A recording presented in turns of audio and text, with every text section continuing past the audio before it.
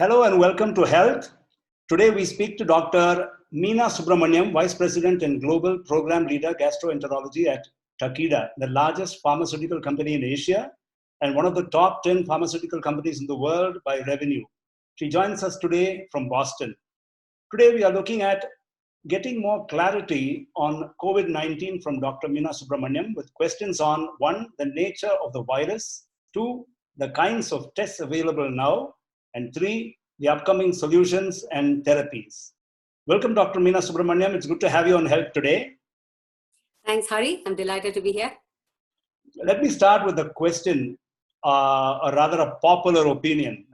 Is it true that COVID-19 is similar to any other outbreak that has happened before, like the SARS virus? And is it just that the media, including social media, that is putting fear and panic into us? What are the facts? Floor is yours. So I have to say yes and no. So COVID-19 is a coronavirus. And as you know, there are several different types of coronaviruses that have caused respiratory infections in humans. So up until 2003, when the SARS outbreak happened, the general perception amongst researchers was that COVID viruses are all, or the coronaviruses, I should say, are all generally benign and they just cause something like a common cold. But once the outbreak of SARS and MERS happened, so SARS happened in 2003, it became very apparent that these viruses can do something more significant than just cause a common cold. So even though there are a lot of similarities between SARS and COVID-19 in the sense that they cause a respiratory infection, they are spread through respiratory droplets, and also we know that potentially it originated in bats and then it got transmitted to humans through an intermediary animal host. There are two key differences between SARS and COVID-19 which we should appreciate, and that may be why there is this sort of what you refer to as a little bit of a hype in the media. The first thing is the case fatality rate, and the second thing is the infectivity, right? So if you think about SARS and MERS for that matter, with SARS, there were just 8,500 cases worldwide, right? And with MERS, there was just 3,500 cases, and they were all pretty much contained within Saudi Arabia. But if you look at the fatality, the case fatality rate, SARS was as high as 10% and MERS was as high as 35%. Okay, so now let's look at COVID-19. So COVID-19, so far as we know, and it's an evolving situation, but at least the numbers now. Sorry to interrupt. You said SARS killed 3 out of 10 people. Yes. Wow. Oh, sorry. MERS killed 3 out of 10 people. SARS killed 1 out of 10. Oh. So it was 1 out of 100. So it's like 10%. Take it back. Yeah. It killed 10 out of 100. 10%. Okay. So where was I? So I was going to say, so with COVID-19, what happens is the infectivity rate is very high, right? So for influenza, we say that one infected individual has the possibility of maybe, right, infecting less than one person. Whereas with COVID-19, what we are learning is one infected individual can infect as many as 2 or 3, okay?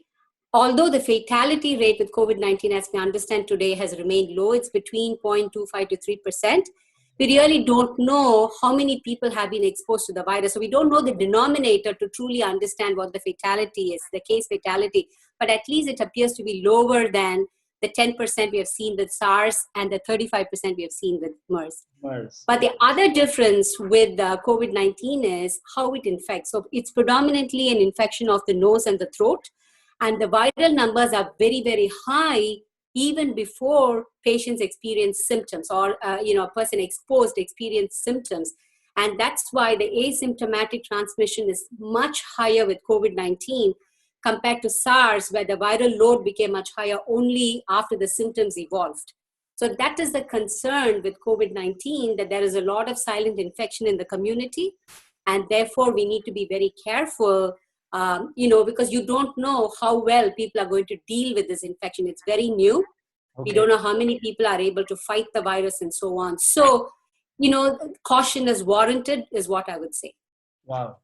So I wear a cloth mask a simple cloth mask right over the Yeah. nose and mouth, can I Mhm. safely assume that the virus cannot get into me? No, you cannot assume that. So the purpose of the cloth mask is so that you do not transmit the virus if you are unknowingly infected, right? So this is this asymptomatic infection to somebody else. Oh, However, for you to be fully protected from being exposed to the infection, you need something of the quality of a surgical mask or an N95 mask, oh, right? So wherever you believe that there is a possibility for community transmission, people are encouraged to wear a cloth mask, and common sense tells you it is better than nothing. So when you have covered, the most sensitive parts that can get exposed to droplets from the air, which is your nostrils and your mouth, and if there is like more than one layer in that cloth mask, you are protecting yourself, but it is, to some extent. But the intention of the cloth mask is so that you do not transmit it to someone else. So we need to have a combination of wearing the mask, social distancing, as well as good hygienic hand washing practices. So we, first of all, don't infect ourselves. So we don't, touch our face, with contaminated hands. And also when we speak or when we sneeze, we don't let those airway droplets then, to infect somebody else. So cloth mask is not, you have to be careful. It's not protecting you. You're protecting others, which is important. okay, okay. So, so when do I actually call the authorities and say, yeah, look, I think I have COVID? When do you actually say that? When I am sick, when I have a fever, or when I have a cold? When is it? So two instances, right? The first instance is if you become aware that someone whom you have been in contact with has been diagnosed as COVID positive, right? So this is where the contact tracing that's being done very effectively in South Korea, Singapore, as well as in India is playing a big role in identifying who is being exposed to the virus. So if you believe somebody whom you've been in contact with test positive, you should immediately notify the authorities and get a test, unless they reach out to you before that. The Okay. second instance is when you start experiencing symptoms, exactly as you said. So if you have a persistent high fever, if you have a dry cough and a sore throat, if you have body aches, if you suddenly lose the sense of smell, which is called anosmia, so a sense of smell and taste, if you just feel dull and listless, it's a good idea to call the authorities to see if you need to get a test. Because it could be COVID, it could be a garden variety respiratory infection, but it's better to be cautious than, ignore it and then wait for the symptoms to flare up before you kind of, rush to the hospital. Okay, now I understand why the government says you go to there's an app called Arogya Setu. Yeah. So you need to download and then, once in a while go into it and then update it. I get it now. Okay, thanks for that. And now this is an important question. Some people are test positive, but have absolutely no symptoms. So who typically have been affected so far the most? I mean, when I say who, I mean age group, ethnicity, gender.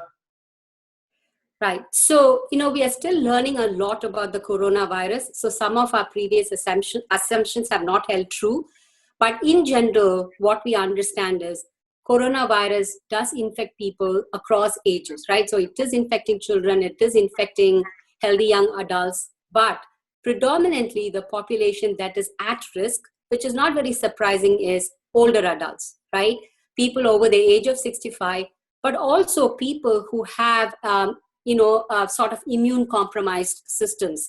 So if they have, for whatever reason, an immunity that is not good enough or robust enough to fight an infection, they are affected. Or people with underlying health conditions that is not under control. So if you have a liver disease, a heart disease, or any other metabolic disorder that is not under control, they seem to have, a higher likelihood of developing the infection. So that is, risk group, which is also known for SARS. So it's not unique to COVID-19. It is also known for SARS. But in addition to that, there are also younger adults, due to obesity or for other metabolic reasons, they're also developing, infection with COVID-19. So one of the open questions is it the viral load? How much virus you get infected with, or how rapidly it starts replicating within your system that it overwhelms your immune system. Does it have a particular choice for ethnicity or gender?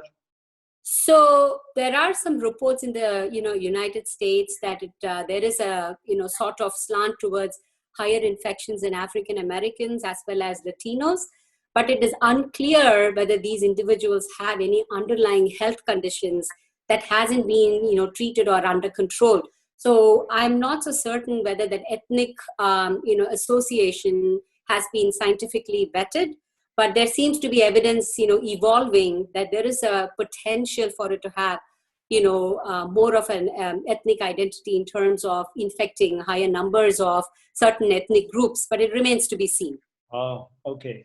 So in Chennai, if someone is suspected of COVID, they take a swab, a nasal swab, they put some, a sort of a, what do you call it, earbud into the mouth and take a swab, and then it takes a couple of days to get the results. Is there some way that you can have a simple prick and then, can read in something and get it done? Yes, it can happen, but it's going to happen in the near future. So I just want to explain to you, because I know a lot of people have been frustrated about why does it take so long to get the test results, right? So essentially what you're doing with that cotton swab is going into the regions of the mucous tissue where the virus has infected you or is replicating, potentially if it is there. So they take the swab and then they put it in a tube which contains a preservative. But then what happens is this tube needs to get shipped to a diagnostic lab. Even though the sample is taken at a hospital, many of these hospitals may not have a molecular diagnostic laboratory. So then it gets shipped, and shipping could take as long as to reach a laboratory, it can take as long as 24 hours. Then after that, the technicians in the lab have to extract the viral RNA from the swab. So that is a process, and not every laboratory has automated extraction. So they do it manually. And then they have to run the test. So the initial tests that were approved were called polymerase chain reaction. So they were looking for the virus. So what happens is they have to amplify the reaction. So it goes through multiple cycles of amplification in order to detect whether the virus is present. Because if you do fewer cycles, you may get a false negative test, right? But now we have evolved to a situation. There are many more tests that have come about which are of shorter duration. So you can, find out if you are infected or have been exposed to the virus in as short as 1 to 2 hours. We also have some point of care tests where you can get something like a pregnancy test, a little, kit to your house. You can put a drop of blood in it and learn whether you have antibodies to the virus or if you have the viral antigens. However, a word of caution here is all these tests have limitations. So you cannot overinterpret the results. So what people think is if a test is approved and it's being sold, it has to be perfect. There is no perfection in these tests. It's all relative. So if you read the fine lines, like the Roche diagnostics test that was approved for both testing the virus as well as antibodies, they say that antibodies, they can detect with 99% sensitivity. That is, they're able to detect every time, there is an antibody there, and specificity that it's specific to COVID-19, 14 days after infection. So if you happen to get the test like 10 days after you get the infection, there is no guarantee that it's going to detect, with 99% sensitivity and specificity. So we have to be very careful about how we are interpreting the data, right? And that's what is lost on most people. They think that I get a test and if I'm negative, I'm done. First of all, there's an asymptomatic phase, right? So if the viral load is very low, you may get a negative result, but that doesn't mean a week later you may not test positive. So you have to put it in context. But the good news is there are so many tests that are coming out that potentially this backlog of testing will go down. But at the same time, we need better tests. So I actually attended a seminar that was sponsored by Harvard and MIT just a couple of weeks ago, where there were tests that could detect as low as 10 copies of the viral RNA, right? Or very low levels of antibodies, even the second day after you've been exposed. So good things are coming with advanced technologies. You just have to be patient. Wow. So you were talking about antibody, antigen, etc. What is the kind of test that you think would be ideal for a country of India's size or India's make without bankrupting the country? Yeah. What kind of test? So there are 3 different ways in which the virus is being detected. I was talking to a doctor in Ramanathapuram. He was telling that the actual cost of one test happens to be around 3,500 or something. And the government was actually subsidizing the 3,500. So impossible to test everyone is what I thought. Sorry, go on, please. Yeah, so once the rapid tests come about, it's going to get much cheaper, and that's what everybody is working, toward. The initial tests were more expensive because it was a molecular test. So as I said, it was looking for the presence of the viral RNA. So essentially, it was trying to understand if in your nasal mucus secretions whether the virus was present. But now you have newer tests. So one is referred to as the antigen test. So when you think about any infectious agent, it has a lot of proteins that it makes in order to survive and divide in the human cells. So those proteins are what is being detected in this antigen test. So the first one was approved just, I think, a couple of weeks ago in the USA, but many more tests are going to come. So all of those, so both the RNA test, the PCR test, as well as the antigen test are really looking for components of the virus, right? Whereas the antibody test is actually looking for how your immune system is responding to the virus. So what kind of, immunity are we putting up when you're exposed to the virus?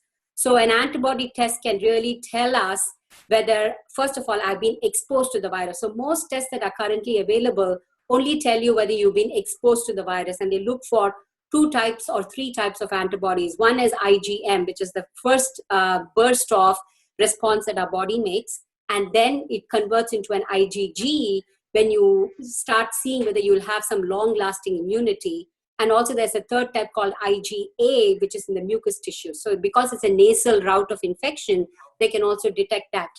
But all of these so far is only telling us you've been exposed. It doesn't tell you whether you're being protected or you're building long-lasting immunity, but those tests are also being developed to understand how long-lasting this immunity can be, which requires you to test longitudinally. So you have to take multiple samples over time from an individual to see how long-lasting that immunity is. So if you get reinfected, can you really get a milder infection? That's the question. Oh, so every time you take a test, it's only a snapshot of that particular time.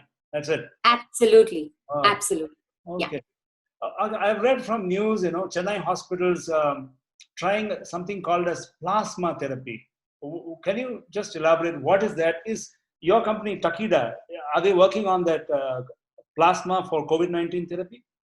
Yes, very much. So Takeda is one of the leaders, and they're collaborating with CSL Behring to develop this. So it's called as convalescent plasma therapy. So what it means is, if I've been infected by the virus and I recover from it, then I become a source of this immune antibodies in my plasma. And this is commonly done for other infectious diseases as well. So this is not the first time we're thinking about convalescent plasma for treatment. So I then, go and donate my plasma, and either they can directly transfer that plasma to somebody who's feeling very sick with COVID-19, or what Takeda is trying to do is, see, in the instance when I'm directly transferring my plasma, say, to another infected person, you have to then worry about what other viruses are there in my immune system. All of those concerns are there. So what Takeda is trying to do is to purify out the COVID-specific antibodies to then transfer. Right? So the convalescent plasma therapy, the concept is you're using the immunity developed or generated by one person and providing that to another who doesn't have sufficient immunity. So the people who have been infected, blood is drawn from them and plasma is drawn. And for how many people could that plasma be used? So depending on the volume of the donation, from one individual, I believe you can treat up to 10 or 15. Don't quote me on it. I have to look this up, in terms of how much they are transferring. So it's not a whole lot. That's why scaling up, you need a lot of donors. And also what companies do is, once they understand what type of antibodies are providing the protection, then they start to clone out those things. And then they create this sort of recombinant, antibody that can give you protection. Oh, you mean to say synthetically you can develop that, is it? Yes. Synthetically you can develop it. And that's where people are going, right? So the research is moving towards that. So convalescent plasma is an immediate need. So there are quite a few donors who have come forward and they're purifying it. I can check. I don't exactly recall from one individual how many can be treated. It's more than one. but I don't know if it is 100, but still you need a big, scale up that is needed. Okay. I was just looking at the figures. India has 4 times the population of the United States. Its population density, India's population density is 10 times that of the US. And yet, as we speak, the total deaths in the US are approaching about 90,000, if I'm right, while That's India right. has yet to cross 3,000. How should I read those figures? Should I assume that since we are in deep lockdown, our figures are lower, or that just Indians are more resilient to the virus? So this is actually an active question and discussion that is happening in the medical community, right? But from my, reading, what I would say is the first thing is I think India's lockdown went very rapidly. So that instant lockdown that happened has been amazing. So social distancing has happened, and also contact tracing has helped. Like, Kerala is a good case study where they've been able to follow through and find those individuals who are infected and whom they have been in touch with, and they put them all in isolation. So that is step one. That's worked really well. The second thing is, and this is really a fact, that most of the deaths in India happens in the house, right? 80% of the deaths in India happens in the house. And you really do not know whether these individuals are dying because of COVID or other conditions, right? So you could have a lot of unaccounted COVID deaths, and you may be underestimating the proportion of deaths due to COVID because the testing is not widespread in India, right? It's really been rolled out only to a small fraction of the population, and maybe people who are self-identifying with symptoms. So as I told you, the denominator is very important. What proportion of the population has been truly tested to know that they have COVID, so that you can attribute their deaths to COVID. And this is actually the way America has done this is, they have looked at in Massachusetts, what's the routine rate of deaths. So they look many years back and say, okay, from January to March or April, the median death rate has been this for over the last 10 years. And they've looked at 2020 and they found that there are unaccounted deaths. And they say it's probably because people really didn't come forward or didn't understand that it was COVID, but they died due to other symptoms associated with COVID. So that's the second reason. The third reason is, as I mentioned to you, COVID typically, affects more the elderly population. So in the US, what has been devastating is that deaths have been associated with people who are living in these old age homes or assisted facilities. It's spread very rapidly in the community. India tends to have a much younger population. So I don't know if you can attribute the resilience to that. So there are 3 different ways in which you can look at it, right? First is the social distancing and isolation measures. The second is unaccounted deaths because we don't test a lot in India yet. And the third is maybe a younger population. Well, maybe you know better, but I still feel that 40% of India lives in an urban environment and 60% lives in villages. Do you really think that someone could pass off a COVID death as an ordinary death? It all depends on whether there was a physician there to really declare the cause of death. How many postmortems are done? How many tests have been done? So yes, because COVID, remember, it doesn't just affect the respiratory system. It seems to affect a lot of the organs. It is really the receptor that it enters into our cells. The receptor is widely expressed. So we now know that it affects the neurological systems. It affects the kidney. It affects the liver. So, and the heart. So it's a multi-organ sort of damage that it causes. So people could have died of other causes without knowing that it was COVID mediated. Oh, wow. Oh, wow. I just, couple of days ago, just one moment, there was one of India's best known epidemiologists and former principal of Christian Medical College, Vellore, Dr. Prakash Mulil, said 2 days ago that he estimates around 2 million deaths in India and sooner wants herd immunity to grow so as to protect the elderly and reduce the estimated number from 2 million. My question is, how does herd immunity work? So the concept behind herd immunity is if there is a good proportion of the population that's been exposed to the virus, then you say that everybody starts interacting with each other like normal. And so even if somebody who's not been exposed to the virus gets infected, first of all, they can get the, hospital services. Potentially, there is a treatment that can be given to them so they can help recover from the virus. So the concept behind herd immunity is that majority of the people are protected, or they have the ability to develop an immune response. So this is the experiment Sweden is trying, right? So what they have told the elderly people is stay home, or if you have any sort of immune compromised health condition or any other disorder, stay home. But the rest of you just go about your business as usual. And if you do get exposed to the virus, highly likely you will develop immunity from it, right? And we really don't know how well that experiment is working or not. And as many of the countries and states reopen, we'll find out, right? Because we don't know how many of us have been exposed to the virus, and we now start going outside. Some of us are going to pick up, infections, and we may recover if our immune system is able to fight it, or we may end up in the hospital and will require treatment. But the concept is just that we cross-infect, but we help also develop immunity. This was very common in the olden days. I don't know if you've heard of the measles parties, where when there was measles in the community, people would gather together so that the other children who haven't developed it will get exposed to it and develop immunity. So you don't have to be perpetually afraid of getting measles. Oh, I didn't know that. Okay. Yes. Okay, so you say that herd immunity is a good thing. It is a good thing if we can manage and help those who get infected, right? Okay. Right now, it is not a good thing because our hospital systems are already overwhelmed. There is no vaccine around the corner. It's going to take another 10 to 12 months. And they really don't know if there are any drugs that can help people. And this virus, the infection is pretty serious. So it's not something to be taken lightly, particularly if you're not having a robust, immunity to it. So I have mixed feelings about herd immunity. I mean, as an immunologist, I think that's the best way. How long can you run away from this, right?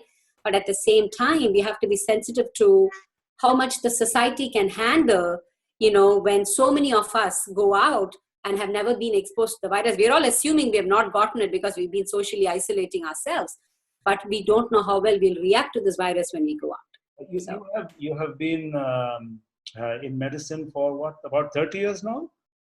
And in all these 30 years, have you seen something as nasty as this?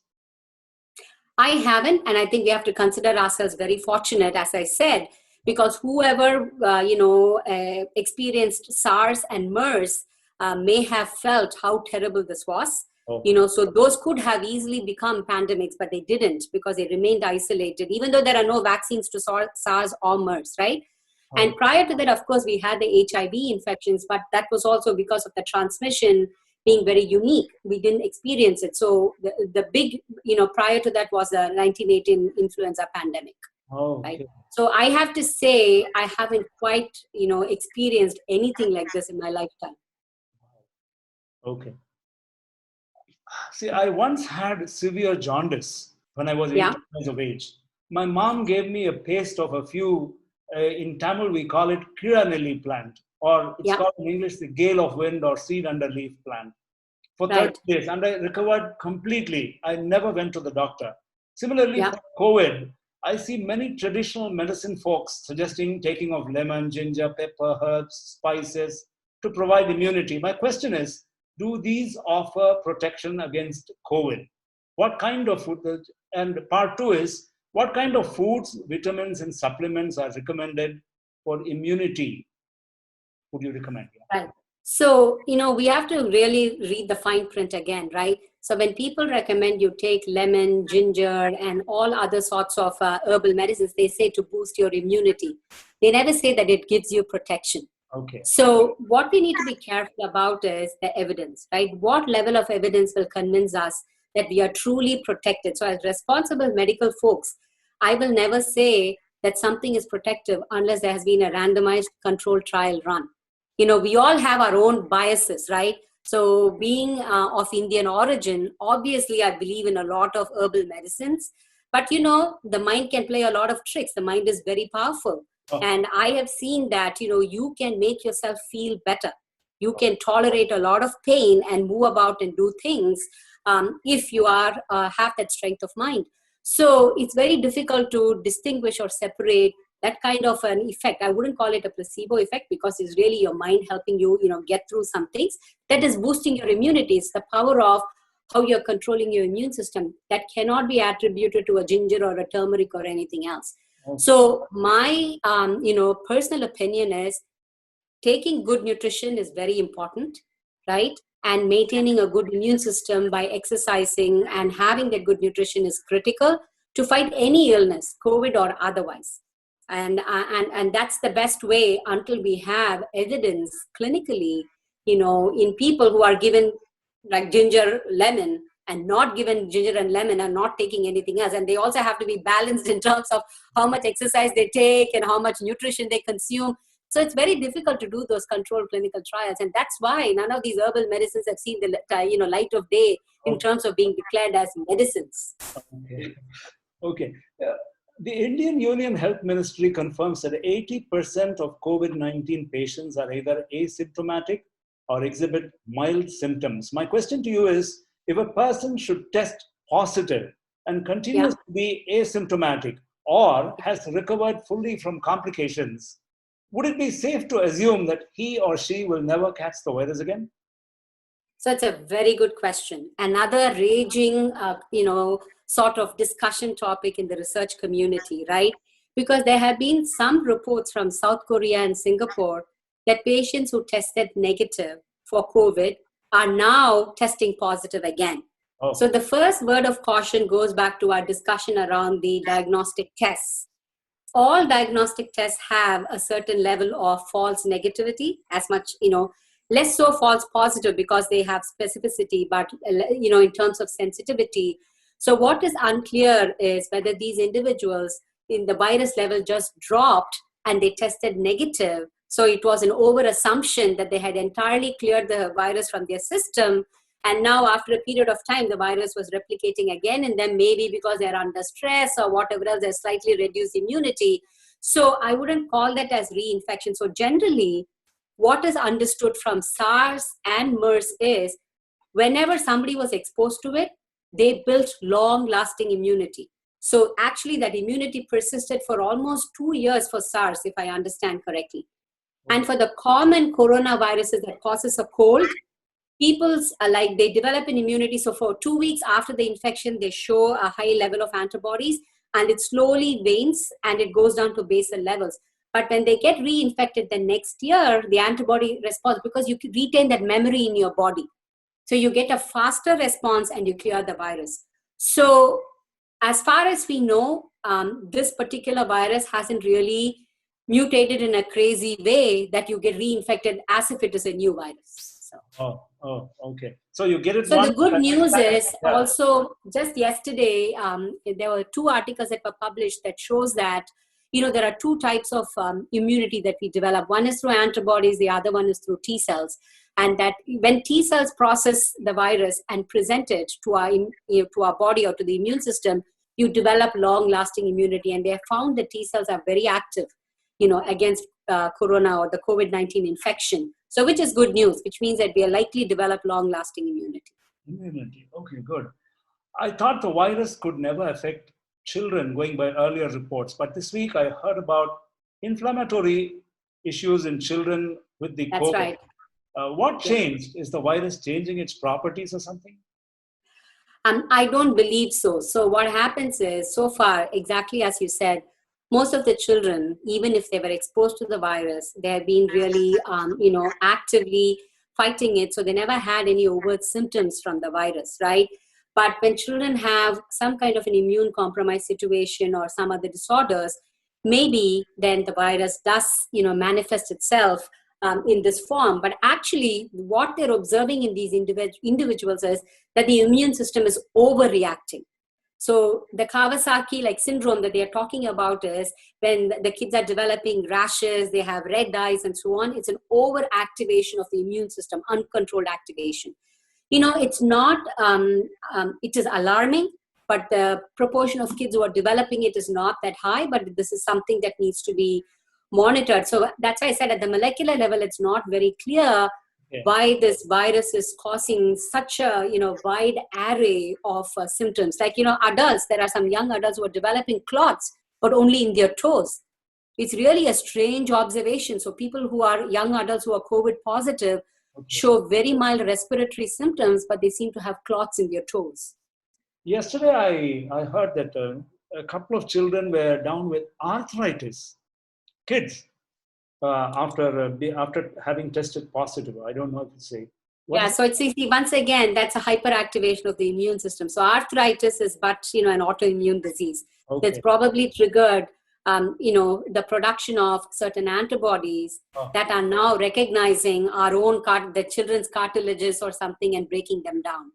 So, but it's a hyperactivation of the immune system. So some of the medicines that they are trying, for COVID is also ones that will slightly dampen the immune system, certain sort of protein molecules that are released in response to the infection so that you can contain that hyperimmune activation. Okay. Now, if this is the first wave of the virus, do you think worse is yet to come? Is there light at the end of the tunnel? Will it all end only when a vaccine is ready? So I don't know how it can be worse, right? Because all of us are like pretty much sitting at home here and worried about the first wave and the second wave was worse and so on. Yeah. So the thing is, it depends. As I said, we don't know a lot about this virus. However, if we continue to practice social distancing as much as possible, and also, using masks, washing hands, and so on and so forth, even if there is a second wave. So people are expecting that there will be a second wave, right? It's not totally gone from the community. It may appear as if in the summer that the infection is coming down, but there's no reason to believe that, the warm air is going to any way, shape or form stop the virus from, spreading. Only thing is maybe the airway droplets, like whatever we are sneezing out, is not going to stay in the air for that long because of the change in the humidity in the atmosphere. Nevertheless, there may be a second, wave that comes in the fall. So we cannot, lose our vigilance on this. So to your point, I think when we have a vaccine, I think we can breathe easy. But remember, not every member of the community takes vaccines either. There are a number of never vaccine people. So you still have to be aware that there may be people who have not taken the vaccine. So, finding a medicine that can help us control the infection is going to be important. Second, vaccine will be nice so that at least majority of the population can be protected. And the third is hopefully the hospital systems will not be as overwhelmed as they are. They'll be better prepared. I think one of the biggest challenges we had with COVID-19 is that at least within the United States, the hospitals were not prepared. So they did not have the protective equipment. They didn't have enough ventilators. And this progressed quickly and rapidly to people, many of them needing to be in the ICU on ventilators. And that was the challenge, requiring oxygen. So, Okay. One final question. If one had the means, should one lock down one's family for, say, 4 or 6 months until the situation stabilizes? I mean, I'm talking about the elders. As I said, practicing, all of the safe measures is going to be very important.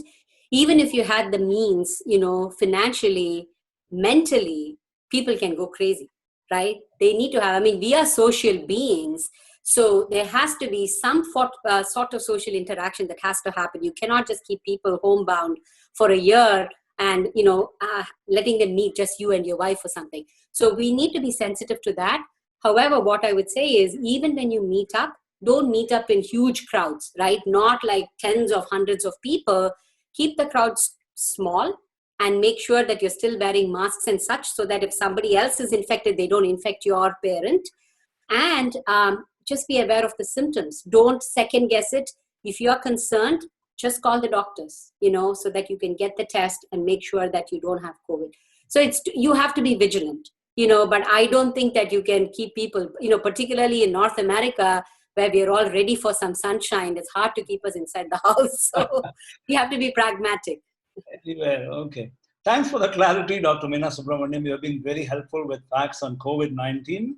Viewers, take the takeaways from today's episode of Health are: stay healthy, eat right to get immunity, exercise and hydrate, take a lot of vitamin D, C, and zinc-rich foods. Go out only if you have to. There is no place safer than home now. Wear a good mask and practice good hygiene. And let's remember that a significant number of people survive without as much as a headache after contracting the virus. So stay strong. This too shall pass. Thanks again, This Dr. will Meena. pass. I'll add only one more thing, Hari. It is, if you are aware of any other underlying conditions that you have, make sure that you're taking your medicines, because one of the biggest challenges we face is in people being compliant in taking their medicines. You know, typically when the doctor prescribes that you need to take one pill, people break it and take it in half, saying that, oh, this is too much for me, I don't need it, right? Don't self-medicate yourself or don't self-dose yourself. Make sure you're keeping your underlying medical conditions under check so that you'll have better immunity if you do get infected with the virus. So definitely stay safe and healthy. Thanks again, Dr. Meena Subramanyam. And viewers, let's meet in another episode of Health. Thank you very much, Meena. My pleasure. Thank you.